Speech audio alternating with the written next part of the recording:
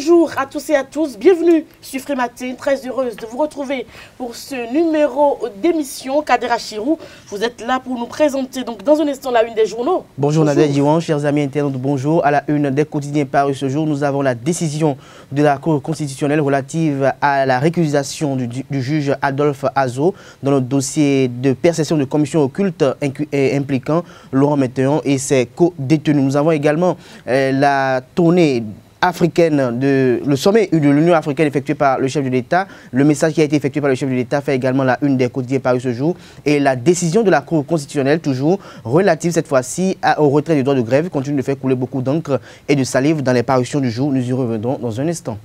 Le débat se fera donc avec un confrère du groupe de presse Le Matinal, Ilano Nelson Avademe. Nous parlerons donc de la Cour constitutionnelle qui déclare irrecevable le recours de récusation du juge Azo dans l'affaire CNSS-BIBE. Nous reviendrons donc sur le procès Laurent Metteon prévu donc pour ce jour. Dans les sports, nous parlerons de la discipline escrime et le patron de cette discipline, Jacques Okumasu, nous accorde un entretien exclusif à suivre dans les sports. Bonjour, bienvenue à suivre la une des journaux. Chers amis internautes, à nouveau, bonjour. Nous démarrons par le quotidien La Nouvelle Tribune qui affiche ce jour en manchette Bénin-Nigeria, une coopération économique en souffrance, toujours avec La Nouvelle Tribune en deuxième titre à la une. Annulation des accords de prêt BEN 0084 et BEN 0081/0084. Le Bénin perd 30 milliards de francs CFA de la BID. Le gouvernement paie le prix de sa mal-gouvernance, estime le confrère Le Matinal à présent. Rapport 2017. Prospective économique de l'Afrique de la BAD, l'économie béninoise annonce la reprise. Toujours avec le défi d'une génération gouvernement-syndicat, le dialogue reprend ce jour. Nous passons au quotidien Actu Express, du rififi autour de la gestion de l'Assemblée nationale, urgence d'un audit indépendant pour situer le peuple. Toujours avec Actu Express, heure sociale caritative à tout vent et dans tout le Bénin, Sébastien Germain à Javon, l'inégalable, le bon samaritain, toujours proche des populations. First Info Horreur sous la rupture. Silence, ici préfet et ministre se gavent. Toujours avec First Info. Renforcement des systèmes d'AEP de Parakou et d'Abomey-Calavi. Samoa Dambi a lancé deux grands projets en mode PPP, partenariat public-privé, partenariat gagnant-gagnant entre Sogea Satom et le gouvernement. La Nation. Réussite des missions de l'Union africaine, l'appel du président Patrice Talon aux Africains. Toujours avec le quotidien national d'information, grogne dans le secteur de l'éducation, l'intersyndicale de la maternelle et du primaire menace. Fraternité à présent, renforcement gouvernance syndicat ce jour, vivement le dialogue constructif, transparence dans l'organisation des concours, les raisons du limogeage du DRAE, Epiphane non-bimé et a omis le critère éliminatoire d'un concours, nous renseigne Fraternité. Matin libre, controverse autour de la décision sur le droit de grève et pourtant Théodore Lo avait fait d'autres revirements jurisprudentiels. Toujours avec Matin libre, concours de recrutement d'inspecteurs au MAEF, de graves soupçons de fraude. Le Béninois libéré, rencontre secrète, soutien ambigu à la rupture. Bruno Amoussou veut jeter l'éponge, à voir visiblement à la une du Canard une caricature qui stipule « Je vous libère » avec ce qui se passe. On risque d'aller sur la liste de l'autre. Toujours avec le Béninois libéré, déformation des propos d'un proche de Patrice Talon. Pourquoi certains font-ils de Jacques avec Ayadji? Pourquoi certains font-ils le Jacques avec Ayadji? C'est une inquiétude du Béninois libéré. Et la source de l'info, première édition du tournoi de golf AOM VP Cup. Cotonou, centre du golfe ouest africain, Michel Aounou inscrit son nom dans les annales de l'histoire du golfe bénin. Première série, Diane Jong. Deuxième série, Roland Darefa. Dame, Sabine Vandjik Lefray. Et pro, Richard Maoulé. Nous revenons à la dépêche. Affaire Laurent Metteon et consorts. La Cour ordonne la poursuite du procès. Nous finissons avec la dépêche. Non-livraison des ordinateurs promis. Parents et étudiants se plaignent de l'UPIB. Merci à vous, Kadera Chirou, pour la présentation de cette une des journaux. Nous passons donc au bulletin d'information. Quelques informations qui font l'actualité à présent. Par décision DCC 18002 du 18 janvier 2018, la Cour constitutionnelle a jugé irrecevable l'exception d'inconstitutionnalité soulevée par les prévenus Laurent Métognon et compagnie dans l'affaire de placement Arza 2 des fonds de la Caisse nationale de sécurité sociale à la BIBE. Le procès donc de Laurent Métognon est prévu pour ce jour et à la veille de ce procès, des femmes de plusieurs organisations réunies au sein du mouvement des femmes pour la liberté du peuple et le progrès ont organisé un sitting hier à Porto-Novo. Suivez ce reportage. Rassemblées devant le ministère de la Justice et de la Législation, ces femmes n'ont qu'une seule motion, la libération de Laurent Métognon et de ses co-détenus. Elles chantent, dansent et scandent des slogans hostiles à l'endroit de l'autorité ministérielle ainsi que du président de la République. Elles attendent le ministre pour lui lire leur motion de protestation. Après environ 120 minutes d'attente, elles reçoivent un message non pas du ministre, mais de son représentant.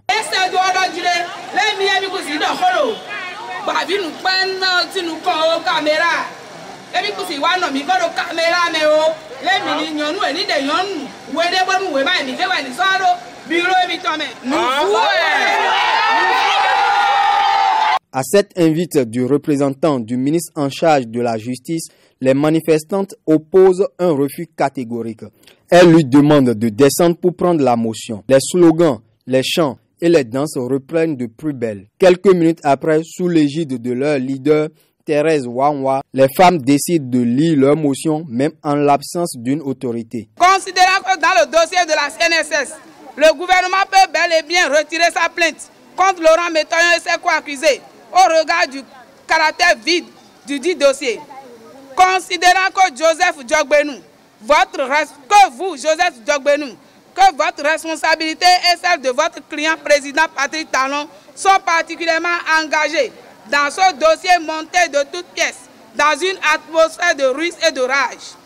Nous, femmes réunies dans les différentes organisations en sitting ce jour, 29 janvier 2018, au ministère de la Justice à Porto-Novo, protestons contre la détention arbitraire et politique de Laurent Métognon et ses co-accusés.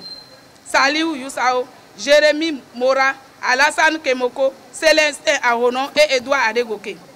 Exigeons le retrait de la plainte par le gouvernement et leur libération pure et simple.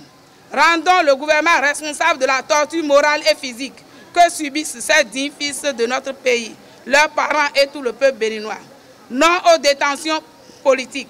Liberté aux détenus politiques de la période de rage et de ruse. Après le ministère de la Justice à Porto-Novo, elles se sont donné rendez-vous demain, mardi 30 janvier 2018, au tribunal de Cotonou pour assister au procès des mises en cause dans le dossier des commissions occultes à la Caisse nationale de sécurité sociale du Bénin, CNSS. À la suite de ce reportage, nous vous proposons à présent un entretien à nous accorder par le député Badirou Aguemon au cours de l'émission L'invité sur Ezawi TV. Il est revenu sur les opportunités qu'offre le RAVIP. Le RAVIP, c'est un recensement administratif qu'on est en train de faire et qui prend en compte tous les Béninois et aussi qui va prendre en compte les Béninois de l'extérieur. Et ça permet à un gouvernement d'avoir une vision claire sur le pays. Comment vous voulez développer un pays si vous ne maîtrisez même pas la démographie de votre pays? Et ça, là, c'est pas politique. Et c'est pour ça que, quand ils ont mis en place, que quand nous avons voté pour le RAVIP, nous avons dit qu'il y a deux branches. Il y a le volet purement opérationnel, où le politique n'est pas du tout dedans. C'est l'ANT, d'accord? Et avec les cadres donc comment on appelle, de l'opérateur technologique qui s'occupe du recensement. Et que pour mieux faire maintenant, il faudrait qu'il y ait peut-être un regard des politiques. C'est pour ça que nous avons mis en place une autre structure qui est composée à la fois de la majorité parlementaire, de la minorité parlementaire et de l'exécutif pour juste faire la supervision. Juste là, il n'y a pas de problème. Il n'y a rien à ce niveau. Le COS-EPI, ce n'est pas la même chose. Le COS-EPI est purement destiné aux élections. Mais le RAVIP n'est pas destiné aux élections. Ce qui pourrait se passer éventuellement, en tant qu'ancien président, on ne peut pas dire président encore en exercice du COS-EPI, puisque le nouveau COS n'est pas encore installé, ce qui va se passer éventuellement, c'est que les résultats du RAVIP peuvent davantage aider le COS-LEPI. Comment? Qu'est-ce qui dérange en fait? Il n'y a rien qui dérange à ce niveau. Parce que vous savez, quand nous parlons des élections, ce qui fait la force même du Béninois, ou le génie de notre pays, c'est que toutes les tendances s'asseyent autour d'une table pour voir ce qui va se passer au niveau de la liste électorale. Mais nous ne sommes pas encore à cette étape. Même si on doit à un moment donné, disons, qu'on veut même extraire du fichier national du RAVIP pour transposer au niveau du COS-LEPI, le COS-LEPI a déjà un fichier. On va juste faire un arrimage. Ce qui va faciliter les choses, parce que si nous prenons le fichier du COS-LEPI, il y a pas mal de Béninois qui sont délaissés, qui n'ont pas pu faire le COS-LEPI pour des raisons X ou Y. Mais le fait déjà que ces gens ont déjà leur carte d'identité RAVIP, ça leur donne déjà une certaine assurance. Ça veut dire qu'on peut demander à ces Béninois-là, allez vous arrimer à votre poste de vote, à votre lieu de vote. Et ça, c'est un travail qui se fait avec toutes les tendances. Les gens ne disent pas la vérité au peuple. On est dans un... je ne sais pas. On essaie donc de manipuler l'opinion nationale. Le président de la République, son Excellence Patrice Talon, et son épouse sont de retour au Bercail. Les deux ont pris part respectivement donc au 30e sommet des chefs d'État du gouvernement de l'Union africaine et de la 20e Assemblée générale de l'Organisation des premières dames d'Afrique contre le VIH-Sida. Nous reviendrons beaucoup plus en détail sur ces actualités dans notre édition de 19h. C'est la fin du bulletin d'information. Nous passons au sport sur Free Matin. Sport Matin à présent, Larios Diagbeno, bonjour. Bonjour Nadège. Nous parlons donc de foot avec Cesseignon. Pour son premier match sous ses nouvelles couleurs, le capitaine des écureuils du Bénin a inscrit un but et délivré une passe décisive contre Konya Sport en Super League, le championnat de première division de la Turquie. Victoire de Censles-Biligi, son nouveau club, 2-1 le vendredi dernier en championnat. Je vous invite à suivre la vidéo de sa réalisation.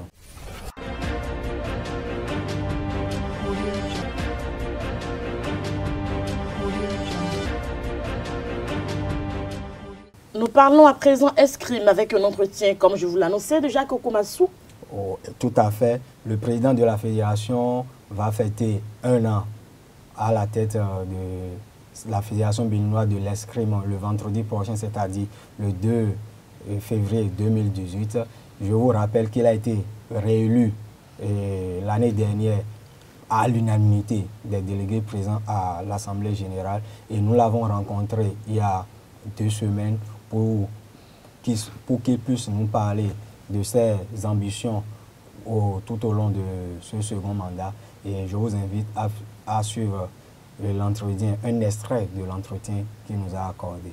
L'escrime, c'est une discipline très difficile et elle n'est pas connue du public sportif béninois. Donc du coup, on a décidé depuis bientôt 10 ans que l'escrime existe au Bénin et on arrive à faire notre petit bonhomme de chemin. C'est vrai, je le dis souvent, on a mis la charrue devant les bœufs parce qu'entre-temps, on s'est qualifié pour les Jeux Olympiques. Et ça a été une première en Afrique au sud du Sahara, parce qu'on l'a fait avant beaucoup de pays qui faisaient l'escrime avant nous, par le biais d'un binational, Yemi Apiti, qui est l'étendard, le porte-drapeau de l'escrime béninoise. Mais ça ne suffit pas, on s'est dit, on ne va pas compter toujours sur une hirondelle, parce que c'est l'arbre qui cache la forêt. Il y a la forêt, c'est à l'intérieur, comment former les gamins qui sont sur le plan national à faire de cette discipline une discipline qui va faire rayonner le Bénin sur le plan international. Et à partir de cet instant, nous avons décidé de mettre un peu plus l'accent sur la formation à l'intérieur. C'est assez expressif tout ce qu'on fait parce que c'est la première fois qu'on a organisé une compétition de cette envergure internationale. C'est sous le signe du renouveau de l'escrime et du développement de l'escrime. Parce que j'avoue, je suis passé à la phase d'évangélisation de l'escrime en passant par le campus et de la vulgarisation de cette discipline, à la phase en même temps pratique où les gamins se retrouvent sur les pistes et à compétir avec d'autres gamins de la sous-région.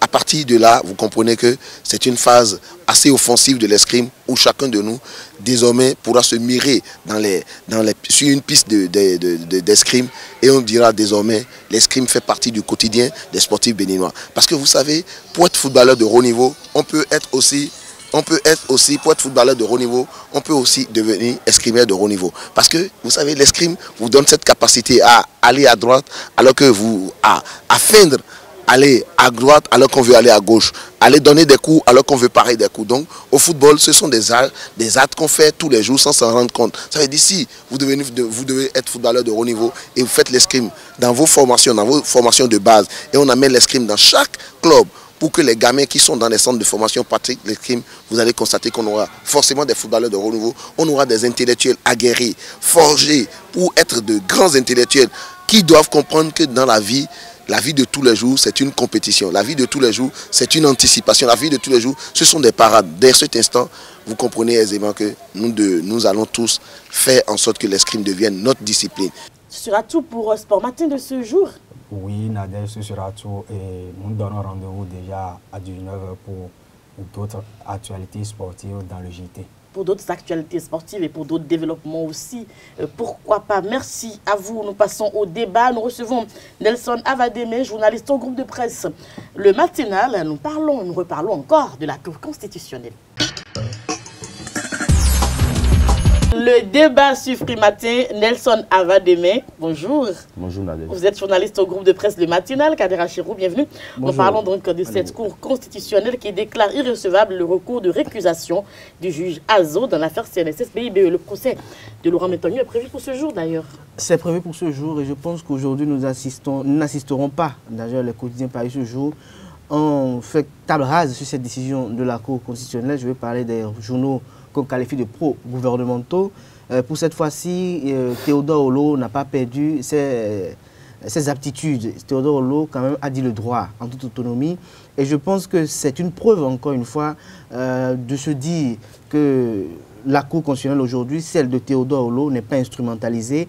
La Cour constitutionnelle aujourd'hui n'a pas été manipulée en donnant sa décision sur le retrait du droit de grève. La Cour constitutionnelle aujourd'hui, qui est une institution, n'a pas, pour le plan du droit, eu des décisions qui peuvent avoir recours ou des décisions qui ont été quand même, on ne peut plus manipuler.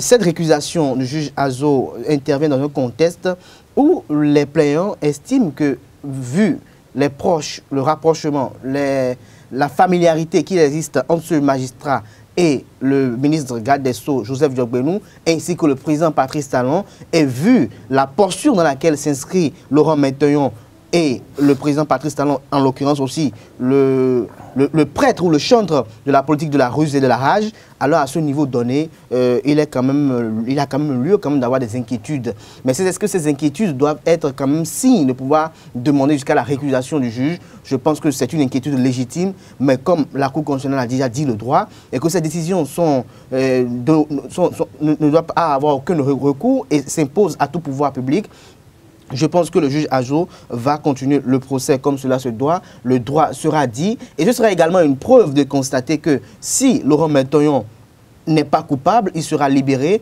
Et ce sera de la vitalité de la démocratie et de l'autonomie de la justice béninoise de constater avec beaucoup d'admiration que le juge Adolphe Azo, proche du gouvernement, ait dit le droit et est relaxé. Et Laurent Métogno et ses co-détenus, bien sûr. Mais il ne serait pas également surprenant de comprendre et d'apercevoir que Laurent Métogno écope d'une peine d'emprisonnement parce qu'il serait complice, parce qu'il serait coupable des faits qui lui sont reprochés. Je pense que de l'un ou de l'autre, il y a quand même de la matière, il y a du grain à moudre. Et je pense qu'il est quand même impératif aujourd'hui que les politiques, les uns et les autres, qui se mettent de façon permanente et perpétuelle dans la rue pour dire que Laurent Métogno est un prisonnier politique, je pense qu'il est impératif pour eux aujourd'hui de demander aux magistrats qui sont tout le temps en grève d'arrêter les grèves pour juger les gens. Je pense qu'il n'y a que cela, quand le droit sera dit, il n'y a qu'à ce moment donné qu'on pourra apprécier si véritablement Laurent Métogno est un prisonnier politique ou pas. Pour le moment, le droit n'a pas encore été dû, n'a pas encore été dit. Donc il faut qu'on arrête avec les spéculations, il faut qu'on arrête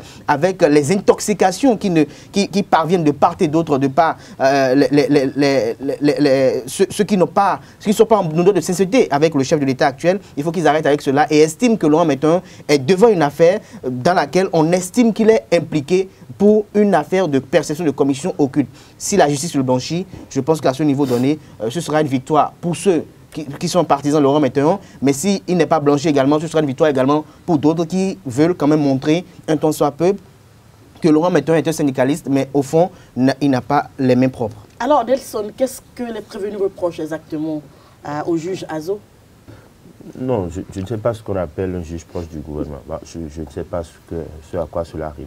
Ce que je sais, c'est que la défense a soulevé une exception d'inconstitutionnalité et cela a été déféré devant la Cour constitutionnelle. La Cour constitutionnelle a dit le droit. Elle a dit que le code de procédure pénale est conforme, qu'elle avait déjà dit auparavant dans plusieurs décisions, que le code de procédure pénale, en tout cas ce que nous utilisons pour le moment au Bénin, est conforme à la Constitution. Et donc, il n'y a pas lieu de soulever une exception d'inconstitutionnalité. Je crois qu'à partir de ce moment, le procès devrait reprendre tranquillement et aller jusqu'au bout. Moi, je ne sais pas ce qu'on appelle un jugette proche du pouvoir. C'est de la diversion, c'est de la divagation. C'est une perte de temps de voir que tout le monde est proche du pouvoir. On aurait choisi encore un autre juge, on dirait que ce juge encore est proche du pouvoir.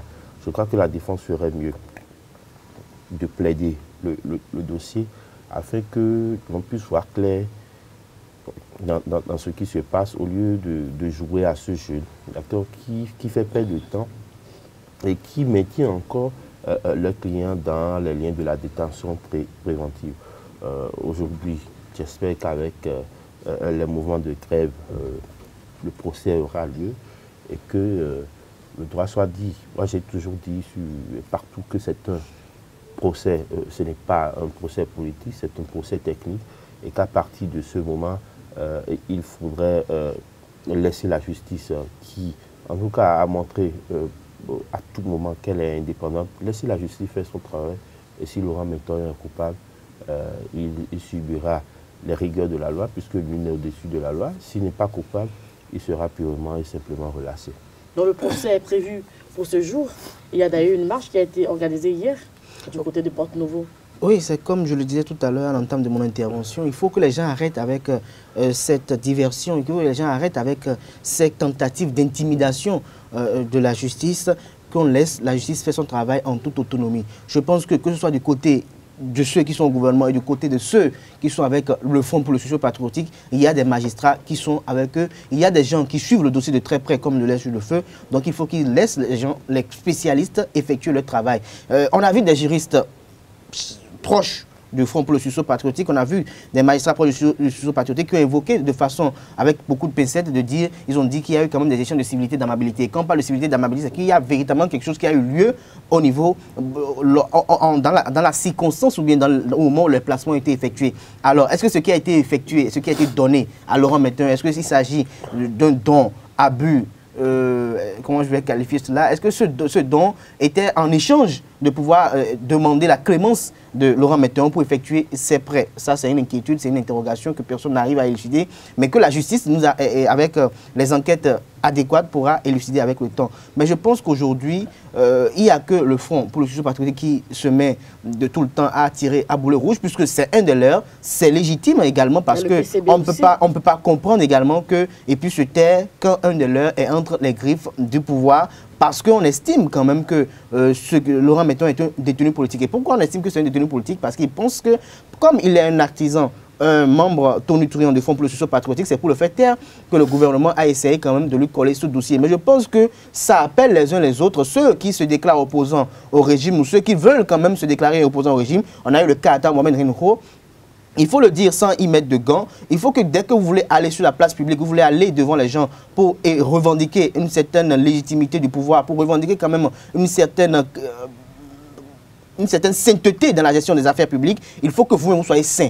Il faut que vous-même vous ayez un passé sain. Il faut que vous-même, au fond de vous, la politique que vous prônez, la politique que vous avez eu à prôner, il faut que cette politique, par le passé et pour le présent et pour le futur, soit saine. Si ce n'est pas le cas, ne soyez pas... certaines personnes préfèrent se taire. Voilà, donc ne soyez pas surpris.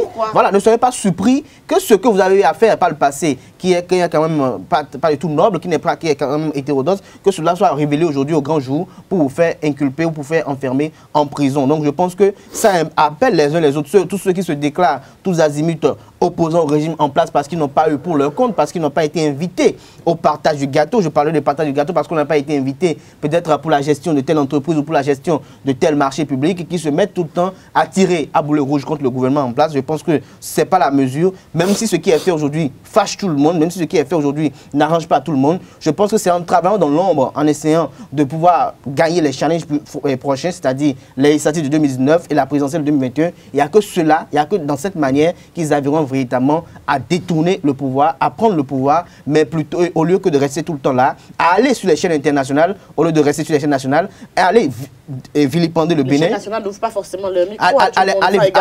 Aller vilipender le pays, aller dire que le Bénin se porte très mal, aller traiter le Bénin avec des mots qui sont tellement d'un gigantisme immesurable et dire que le Bénin n'est pas du tout bien, le Bénin se porte très mal, le Bénin est à terre, le pays est à terre, la démocratie est en danger. On se contredit tout le temps sur ces plateaux. Je pense qu'il faut arrêter avec cela, il faut arrêter avec ce cirque parce que le pays n'en a pas besoin. Si vous n'êtes pas d'accord avec ce qui est fait, parce que ceux qui ont été élus avec un projet de société, avec un programme dont ils ont tout le temps chanté. Ce n'est pas la faute aujourd'hui pour moi à Patrice Talon. Si les Béninois n'ont pas été lucides à écouter Patrice Talon lors de la campagne, ce n'est pas la faute également à Patrice Talon que tout cela a été effectué. Donc je pense qu'aujourd'hui, il faut immanquablement que les uns et les autres se taisent et laissent le régime en place faire. Et s'ils ne sont pas d'accord, il y a des voies légales pour se prononcer. Et tout en se prononçant, il faut faire également des propositions. Parce que ça ne sert à rien de dire ce que Nadège Diwan fait n'est pas bon, mais il faut dire elle aurait dû faire ci, elle aurait dû faire ça, parce qu'on estime qu'il y a eu ci, il y a eu ça, et on veut des preuves purement techniques que de rester là à faire de la phraséologie.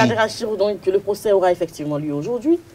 Absolument, le procès. Et on va suivre ça de très près. Ben oui, voilà, moi, je crois que c'est un dossier purement technique. Ceux qui passent le temps à parler de techniques politiques se font voir.